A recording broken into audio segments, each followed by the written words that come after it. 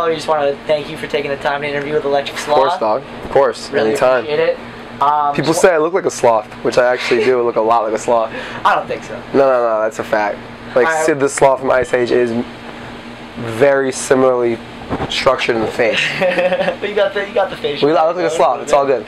Let's move on. So first off, I just want to, like I said, congratulate you on that set, that new jam. Thank you, man.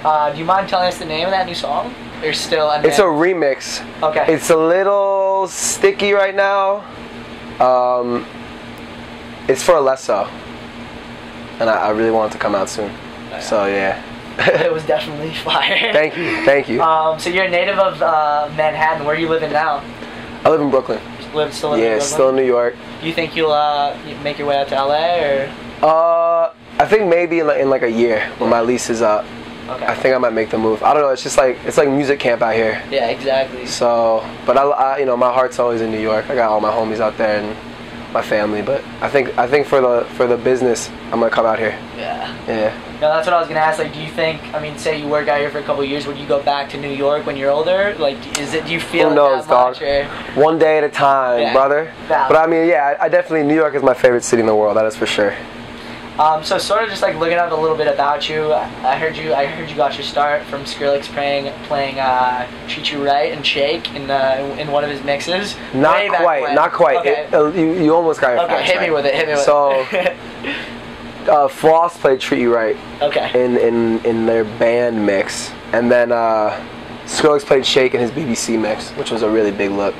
So this was another interview that was wrong, by the way, because that's what I was reading. I guess heads got confused. It's all good, but yeah, that's what went down. I mean, for the first thing was like I sent Flosstradamus a track called "F Off" on SoundCloud, just being like, hey, I think you might like this, and they like hit the like button, and that was essentially the beginning of like that got the wheels going, and then yeah, "Treat You Right" and "Shake" and the Rihanna remix and yeah, it's been a good couple Would years. you say you got the most traction on that the Rihanna remix? The Rihanna remix, like, definitely, like, I saw the biggest rise in the shortest amount of time with that. You know, that was like, kind of took off. It was viral. It's better than the original track. Like, well, thank you. I'll give you that. The original 100%. Track is beautiful too, but yeah, no, that was definitely a big one for me. And you know, in the internet era, it's like you can go to bed and wake up and things are a lot different than they were the day before, so yeah, that definitely. No, you wake up and see all those plays on SoundCloud, exactly. So just reading another interview back in 2012, you mentioned that you really liked where the rap scene's going. So it's 2014 now. Obviously, you're integrating a lot of hip hop and rap in your set. How do you feel about sort of not these new guys, but I mean, are you doing 2 Chainz, ASAP Mob, Bobby Shmurda? What's like your sort of scene? Yeah, I mean, I still am like very into modern hip hop. I mean, or whatever, rap, whatever you want to call it. Yeah, I fuck with like, I would say the leading, where I see it going is like the guys like Young Thug and McConan and Rich Homie, just like guys that it's about like their voice and their delivery and like the yelling and like it's about changing the delivery up. It's like I don't really care what you're saying at this point, as long like you could be speaking a different language, you know what I mean? Like, but the energy of something like "Bitch You Guessed It" would still hit you. Yeah. So I like that, like just bring a whole new energy to it. I think that's where it's going. Like even Ray Shremmerd, like just the swag and the voice you drop that. You can't imitate it. You can't imitate it. So yeah, I think that is like my favorite aspect of the game today.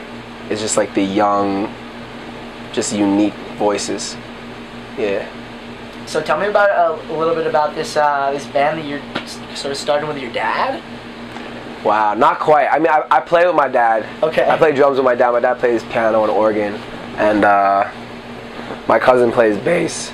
Nothing serious. Like we just like jammed at my sister's wedding and like have fun with it because I came up playing drums and like funk and soul music and all that. So it's just like a little family love. It's no releases or anything. Just like keeping it musical, Yeah, exactly.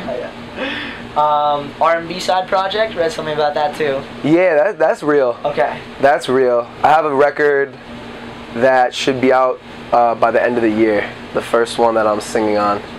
what I was gonna ask you. Are you finally doing your own vocals? Yeah, it's like Yes. I'm kind of, I've always approached it as just like I'm trying to stay as versatile as possible, and it's like someone can bang out to Treat You Right, and then like they could also like make out to this record I'm putting out. So yeah, it's just I fuck with so many different lanes of music, and it's fun to get involved with it. So, and in this era, like why not?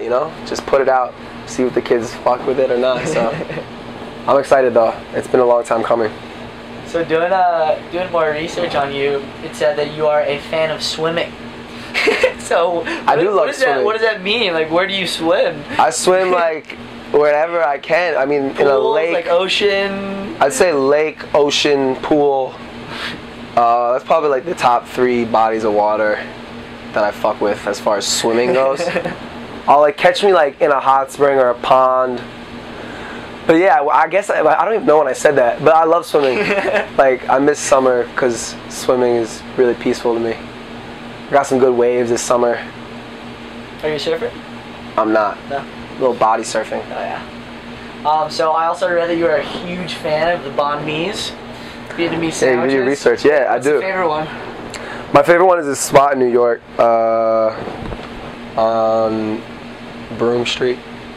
This little spot that like my dad put me onto when I was a youngin' in these streets, and it's just like it hasn't changed my whole lifetime. It's just like best bread, fire sauce, Yeah, no, I got introduced to them like a year Shout ago. out banh mi, yeah. I think LA's banh mi game is pretty strong too. I gotta investigate, to be honest.